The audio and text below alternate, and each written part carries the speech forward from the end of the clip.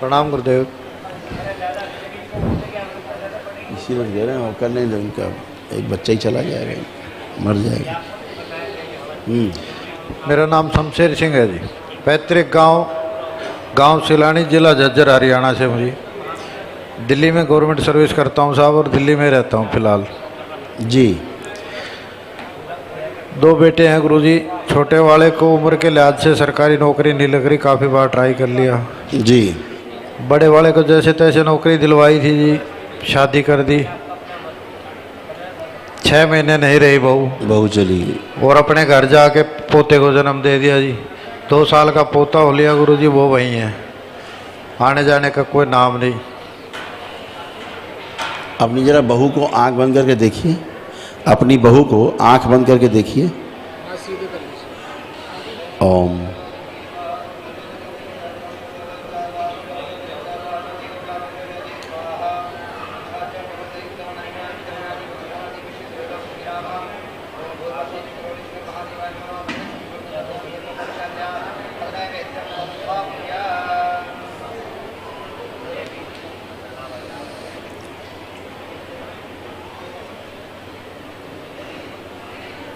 ओम।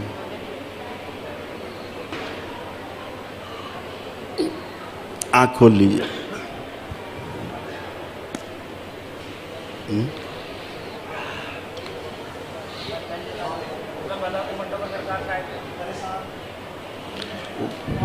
खुद ही परेशान।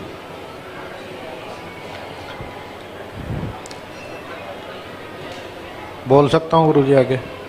सिंह साहब, बहू तो आपकी बहुत अच्छी है गुरुजी? बहू तो आपकी बहुत अच्छी है, ज़्यादा ही अच्छी है जी। ज़्यादा ही अच्छी। और उसका बाप और माँ उससे ज़्यादा अच्छे हैं जी। वो कंट्रोल हो रही है बहुत ज़बरदस्त तरीके से। उसका रिमोट उसके माँ बाप के पास है जी, और कहीं हमें मेरी समझ से बाहर है। उसके तो मन में आता है बार बार आने का गुरुजी, लेकिन वो कंट्रोल बुरी तरह से है उधर। गुरुजी, मैं पंडोखर से सीधा करौली सरकार के पास आया हूँ, आखिरी ऑप्शन सोच के। दिन भर लोग सब जगह से आते हैं, तो क्या करना। मैं गुरुजी आधे सभी जगह से ये आधे हिंदुस्तान से ज़्यादा आप ही नहीं, यहाँ जितने लोग बैठे हैं ये सभी लोग कहीं न कहीं से होकर ही आते हैं। इस दरबार में तो आखिरी सहारा है, इस दरबार में आखिरी सहारा है आने का। और आप अपनी प्रक्रिया स्वयं करते हो और स्वयं करके आप स्वस्थ होते, अच्छे होते हो। समस्याएं केवल आप में, सामने वाले में नहीं रहती हैं, समस्याएं अपने में भी रहती हैं। और समस्या गुणा समस्या बराबर हो जाती है महासमस्या, है ना? हाँ जी। तो जब 2 परिवार के डीएनए आपस में जुड़ते हैं तो दोनों परिवार की समस्याएं मिलकर के एक बड़ा सा पहाड़ खड़ा कर देती हैं। हाँ जी। सबसे पहले जो प्रहार होता है वो होता है महिलाओं पे जी, घर की महिलाओं पर। हाँ जी। क्योंकि सबसे सॉफ्ट होती हैं जी अक्सर लोग पूछते हैं कि अरे यार, ये औरतों को ही क्यों होता है सब ये। जी। आज भी 10 महिलाएं और 10 पुरुष जी अलग अलग दिशा में रात में छोड़ दो जी। 10 पुरुष तो हो सकता वापस सही सलामत आ जाएं, लेकिन 10 महिलाएं पूरी वापस नहीं आएंगी। समझ रहे हैं? क्योंकि आप स्वयं भी उस विभाग में हो जहाँ आप समझ सकते हो। ये स्थूल जगत का मामला है, ठीक ऐसा ही सूक्ष्म जगत में भी है। वहाँ भी स्त्री आकर्षण का केंद्र है। ये सारी गंदगी स्त्रियों के प्रति आकर्षित होती है और सबसे ज़्यादा उधर ही घुसती है, इसलिए सबसे ज़्यादा वही परेशान होती हैं जी। तो ये जो स्थूल जगत है, इस स्थूल जगत में सबसे ज़्यादा परेशान महिलाएं हैं जी।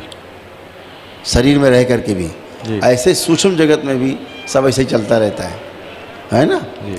तो हर आदमी कहीं न कहीं जाता ही है और हर जगह से घूम फिर के बेचारा आता ही है यहाँ। आदमी यहाँ के अच्छा होते ही आप रोज ही देखते हो, है ना? तो दूसरों की चर्चा क्या करना है अपने करके। मैं फर्स्ट टाइम आया था गुरुजी, 9 दिन का किट लेके गया था और 9 दिन का हवन घर किया था लगातार। हाँ, अमावस के लिए आया था जी, तो ग्रहण के मसले में वो 1 दिन पहले हो चुका है। मैं सुबह 8 बजे पहुंचा, रात को हवन हो चुका था। 2-3 दिन से ही हूँ।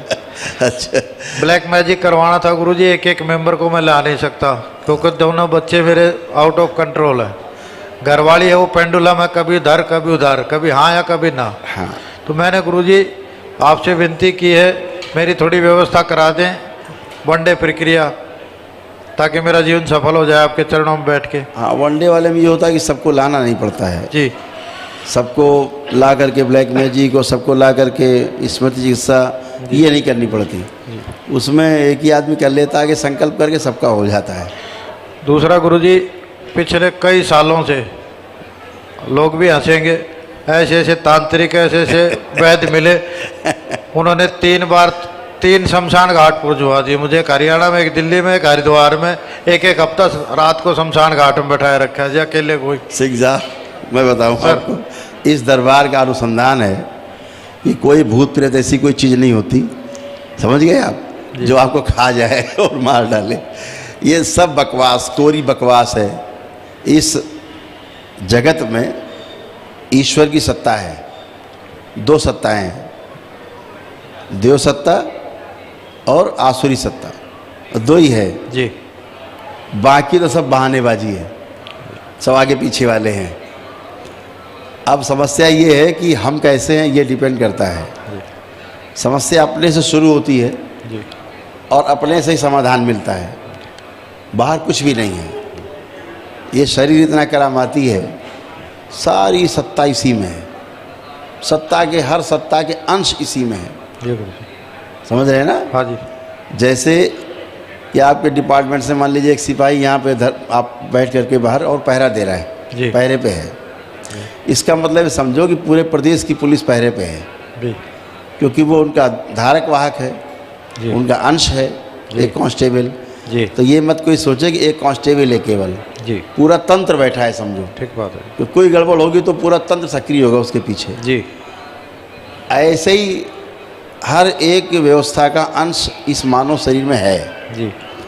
जब वो तंत्रित होता है तो पूरी व्यवस्था सक्रिय हो जाती है उससे संबंधित। जी। आप आसुरी विचार रखते हो तो आसुरी वाली सक्रिय हो जाती है, जी। आप दैवी विचार रखते हो दैवी वाले सक्रिय हो जाते हैं। जी।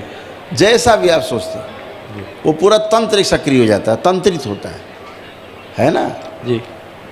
तो जो व्यवस्था है, तांत्रिक एक शब्द है। जी गुरुजी। तांत्रिक शब्द का अर्थ इतना सुंदर है, इसको लोगों ने इतना विभत्स बना दिया। जी। जैसे बलात्कार, अब बलात्कार कोई ऐसा शब्द नहीं है। बलात्कार कोई भी काम बलात्कार करना, हम आपका पेन छीन ले तो ये बलात्कार ही है, और क्या है। जी। लेकिन बलात्कार उस शब्द को वहाँ जोड़ दिया है उस धारा से कि वो भाव ही दूसरा हो गया शब्द का, अर्थ ही बदल गया, जबकि ऐसा कोई अर्थ नहीं उसमें शब्द में। तो जो ये जो व्यवस्था है, समस्या बहुत छोटी सी है, इतनी छोटी सी है कि आदमी को हंसी आए अपने ऊपर। आपके लिए छोटी गुरुजी, हमारे लिए तो पहाड़ बराबर है। तो जो तांत्रिक शब्द है ना, इसका अर्थ इतना सुंदर है। तांत्रिक का अर्थ होता है प्रेरणादायी, प्रेरणा देने वाला। जी। प्रेरणादायी क्रिया कराने वाला, प्रेरित करने वाला, आपको प्रेरणा देने वाला, शुभ की प्रेरणा करने वाला। जी गुरुजी।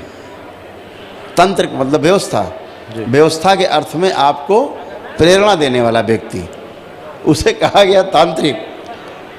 अभी आप व्यवस्था को फैलाने वाले को तांत्रिक बोल दिया।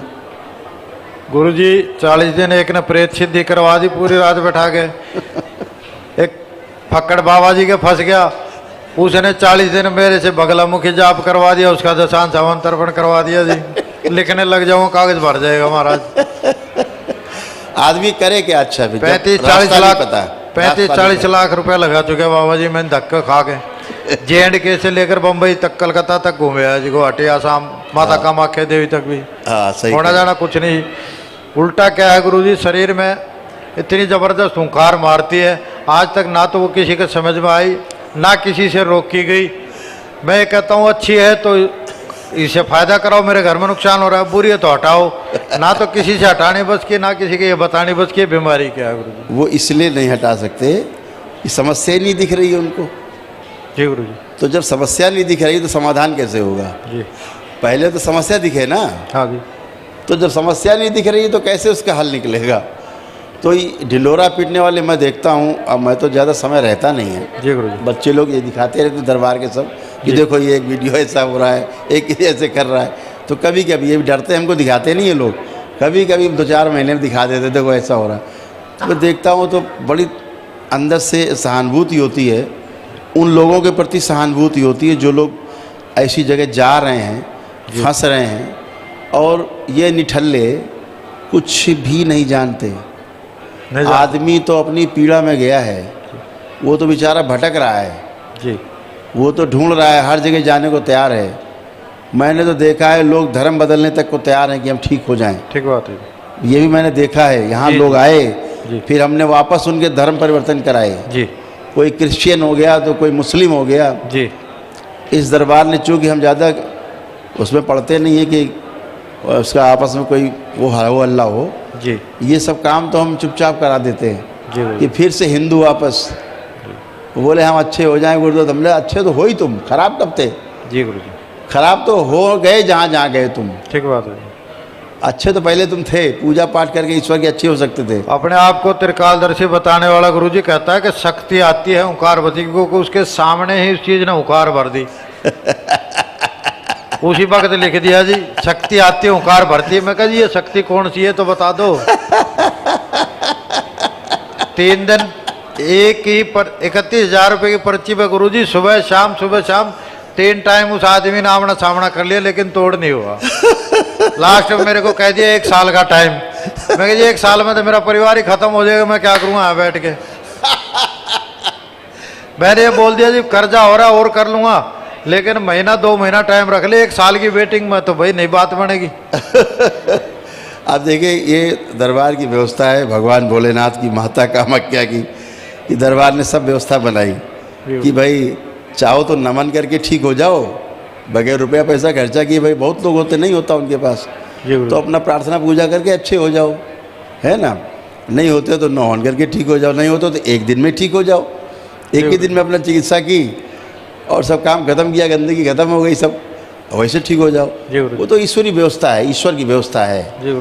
ये टोना टुकड़ा का मामला नहीं है, ये जादू टोना का मामला नहीं है, ये स्मृतियों का मामला है। स्मृति बड़ी खतरनाक है। अभी जब आदमी पूरा स्वस्थ हो जाता है ना बाहरी प्रभाव से जी, तो फिर स्वयं का प्रभाव होता है उसका जी, पिछले जन्मों का, तमाम कई जन्मों का जी, वो भी उसको पीछे से धक्के मारते हैं जी। और पूरे परिवार के पिछले जन्म जुड़े हुए हैं, फिर वो धक्का मारने शुरू करते हैं।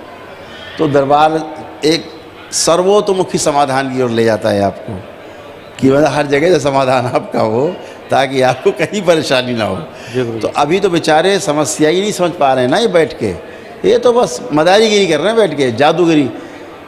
ये कर दिया, आदमी खेलने लग गया। अरे भाई महाराज जी ने बड़ा भारी काम कर दिया, वो तो खेलने लग गया। अरे भाई हम कहते हैं हम तो 5 साल का बच्चा बिठाओ तो उससे खिलवा दें, जिससे को उसको खिलवा दें। जी गुरु जी। 5 साल एक आदमी देखने, अरे ये तो त्रिकालदर्शी है। यहाँ जितने बच्चे बैठे ना, अभी बैठे, बाहर बैठे, अंदर बैठे, ये सब त्रिकालदर्शी हैं जी। ये दरबार के बच्चे हैं सभी जी। ये सब देखते हैं जी। सारा देखते हैं, तीनों काल देखते हैं, समझ रहे हैं ना। जी तो गुरु जी। इतना हल्ला, अरे साहब महाराज जी तो त्रिकालदर्शी है, सब देख लेते हैं। कुछ नहीं महाराज, महाराज जी पहले अपना ही देख ले। मैंने 2 सवाल किए थे। ये सवाल किया था जी, इसका जवाब नहीं मिला। मैंने कहा दिया जी मेरा पोता पैदाइशी बीमार है, उसकी जन्म तारीख बता दो, टाइम बता दो, क्यों बीमार है। और मुझे मेरी जन्म तारीख असली मालूम है, टाइम मालूम नहीं, मुझे आप टाइम बता दो, मुझे आधार कार्ड का नोटों का नंबर नहीं चाहिए।